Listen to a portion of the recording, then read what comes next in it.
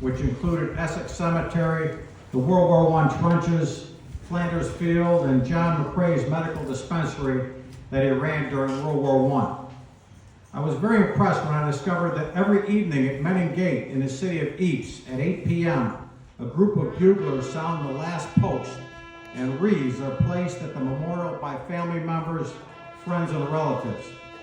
The last post is a bugle call that signifies that a soldier has gone to his final resting place, similar to the U.S. taps.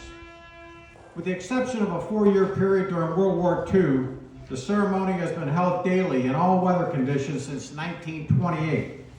The ceremony honors thousands of soldiers who went missing in action and whose bodies were never recovered. Their names are inscribed on the Menning Gate Memorial. Hundreds of people typically attend the nightly event.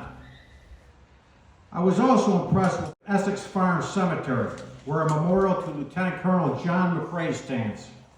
He is a Canadian poet, physician, and surgeon during the Second Battle of Ypres in Belgium during World War I. In April 1915, McCrae was stationed in the trenches near an area known as Flanders.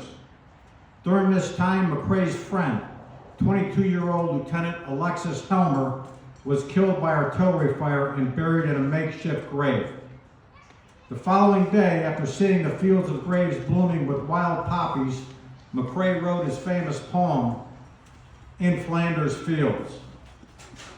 Ironically, McCrae discarded the poem after writing it, and it was recovered by a fellow officer who sent it to a British magazine in 1915. It became one of the most popular and frequently quoted poems about World War I. It was used for recruitment and propaganda efforts, to sell war bonds, and for inspiration. The poppy soon became known as the flower of remembrance for men and women in Britain, France, the United States, and Canada who died in service to their country. Today, McCrae's poems continues to be an important part of Remembrance Day celebrations in Canada and Europe, as well as Memorial Day celebrations in the United States. In Flanders Field by John McCrae. In Flanders Fields the poppies blow, between the crosses, row on row, that mark our place. And in the sky the larks, still bravely singing, fly, scarce heard among the guns below. We are the dead. Short days ago we lived, felt dawn, saw sunset glow, loved and were loved. And now we lie in Flanders Fields. Take up our quarrel with the foe. To you from failing hands we throw the torch. Be yours to hold it high.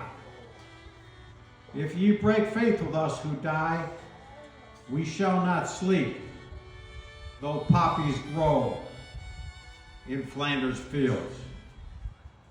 World War I was supposed to be the war to end all wars. We know that today this was not the case. My trip to Flanders Field was preceded by a trip to the American Cemetery in Normandy, France, which was one of the most sobering experiences of my life. Let us never forget the freedoms that our armed forces have given us, that we may enjoy every day as Americans and honor them often, not just today.